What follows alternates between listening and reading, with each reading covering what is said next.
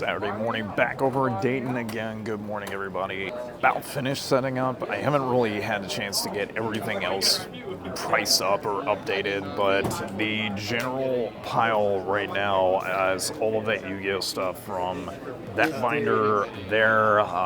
The only other stuff is like here, all of the One Piece stuff that I have priced up. I'm gonna try to figure out for the binder right here to see if I can put that out.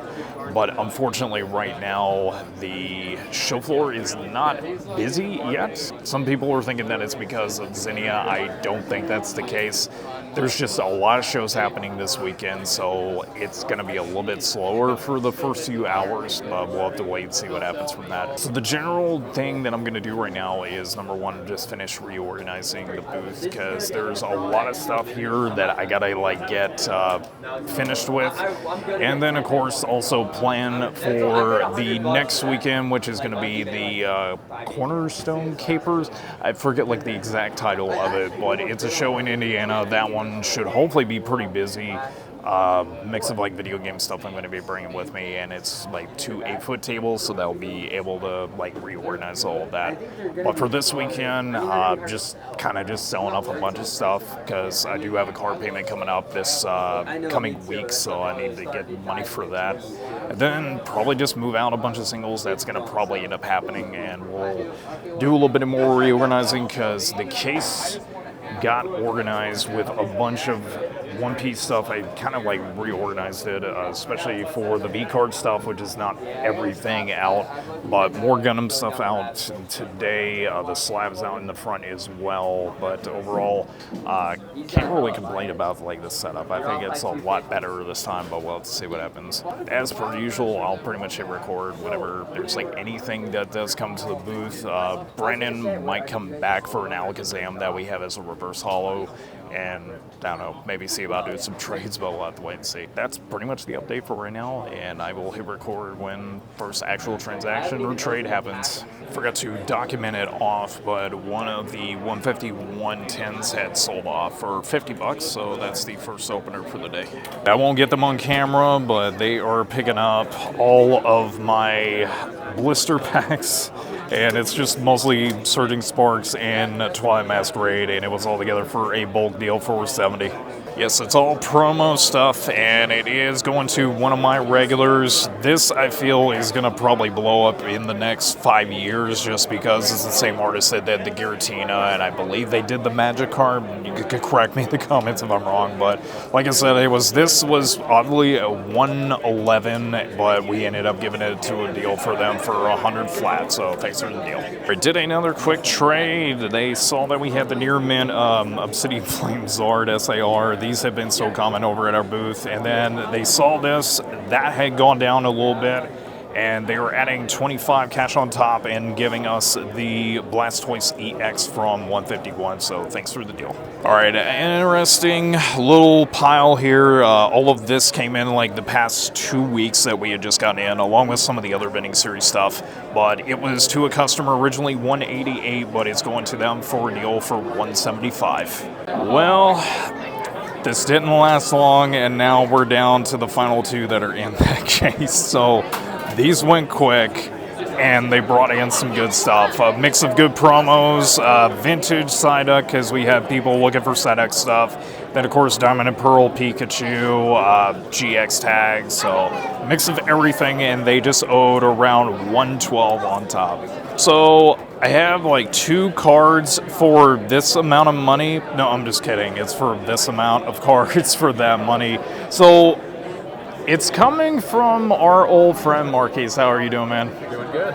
Wearing Poliwhirl for your shirt this time. Just cosplaying as him? Not today. Maybe one day. Maybe for Halloween. Maybe for Halloween, do some blue face paint and stuff. So he picked up a good amount of stuff. This, I still think, is very underrated. So is it just building a deck with Rowlet, or was the reason? I'm trying to make a binder page.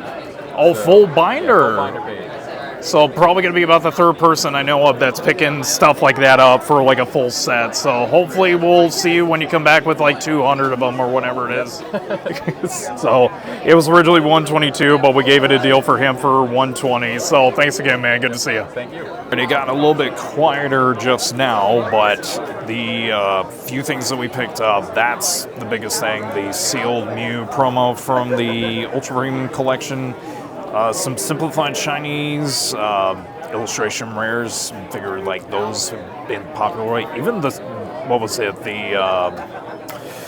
Shoot, I'm trying to remember it, but it was like their 151 set. We sold almost all of them except for like some of these, but they're like lower ends, and I figure that people will probably still buy them. Trihorn Dragon, I forget this set that's from, but it's like a lower end Yu-Gi-Oh card that's like $5. And I was shocked to see how much that had gone up to, but since we sold the Mewtwo earlier, we basically got another sealed one in, so we gave the customer around 105 altogether. Well, probably the single biggest pickup for the day is old Jesse and James. So first time getting this one in at the booth for a PSA 10. So this one's going to immediately go out because we are out of cash or spending money for the day. So happy to see we finally get this one in. Well, that Psyduck from Ascended Heroes had basically been traded off. I forgot to document it just now, but it happened because getting these in, $30 roughly on top. Most expensive was the Polyworld from 151, and of course, like some of the other ones. But I got the Ampharos V just because people have been buying all the Ampharoses up, so now we have 2 Ampharoses in the stack, so, or pile, whichever, but either way, it was 30 on top. We did another quick sale. It's getting a little bit closer to the end of the day, but selling all together for $68, a mix of SARs and then Perfect Order Clefairy, which is probably going to start spiking up here in the next couple of months, but happy to see these get a good home. That didn't last long. I was expecting maybe till tomorrow, but I had so many people asking, so they're getting $10 on top, and they're trading us a couple of, well, not SAR for the Lucario, but that for Destined Rivals Crobat, the Ditto, always one of my favorites from Crown Zenith, and then the promo Pikachu. So happy to see that get home, and hopefully they get the Zekrom. But I forgot to document it, that 10, we are now officially out. So they brought this in, $20 cash on top is what we owed them. And Zoroark, this one had gone down a little bit, so we did some readjustments for pricing. Destined Rivals, Ethan's Typhlosion, always very popular for the booth. Lucario promo, always good, and then the Blaziken from Destined Rivals. Some of these had price corrections, but overall, I mean, we're pretty happy with being able to pick these up. So, like I said, it was 20 on top. Alrighty, it is pack-up time. Last sales really didn't do a whole lot in like the last maybe 40 minutes, but overall I think that today was fine. I think we did closer to about maybe 1,100, so that's not really a whole lot, but I mean, I'm still happy with the amount of like pickups. I've still got a decent amount that I gotta like organize by tonight and do that right before the first hour. So yeah, pretty good show overall. It's Dayton. I can't really complain about Dayton overall. So that's going to be it for Saturday. I will see you guys bright and early tomorrow morning. It should be fun. Some good trades that are going to be going out for sale. And yeah, that's pretty much it. I'll see you guys bright and early tomorrow. I had to run to go get my microphone because that was in the car. I forgot to like snag it out. It slipped out of the bag. But we've got a wall backdrop, and I'm actually outside because I had to run in it, but it's Sunday. Basically got everything organized. I'm about to make my way back inside. I figured this would be a really good way for me to like do a bit of talking a little bit louder because I'm always so quiet whenever I'm in there because I don't want to like disturb anybody. It's usually better for me to talk whenever it gets pretty busy for the inside. But there's roughly about 20-ish minutes left of setup time. Not a whole lot we're going to be doing today. I'm just going to see about moving some stuff out and just kind of rotate stuff inward because there's like a bunch of new stuff that I was able to put out this morning. So we'll be able to try to sell some things out. But that's kind of the update for now. very quick intro, honestly, but there's not really much else to update from there. But I will pretty much update you guys pretty much as usual when I'm back inside of like anything else that we get in. But as usual, I'll see you guys back in a bit. So just a second ago, I had one customer that was waiting very patiently. They picked up the Totodile, Cyndaquil, and Chikorita for First Partners, the ones that just came out as Series 2, and brought in a few other trades, obviously not near mint because that Greninja would have been like more than enough. Actually, probably be about almost equal trade because I think that one's kind of gone down a little bit. But both the Giratina and the Greninja both are damaged. Same thing with the Lucario. Psyduck, I think, was like moderately played. Moltres, same thing. The best condition was the Articuno. So they essentially did around $30. Yeah, it was like 30 in trade, and then they just owed around 39 cash on top. So that didn't last for 24 hours. Haven't done as much recording today, but selling off the Ditto from Crown Zenith and going away for 20. Probably the biggest pickup for the entire weekend. One of the other people that got some Yu-Gi-Oh stuff, was it your Yu-Gi-Oh stuff from us before? Okay, I'm trying to remember what they got from the Columbus Card Fest, but we were like in the very back corner. They brought this in. I didn't realize how expensive this thing had gotten up to, so they're picking up a few good slabs from us. The Jesse and James that we got yesterday, I pointed to Zard. Jesse James is gone. We did some adjustment on that one.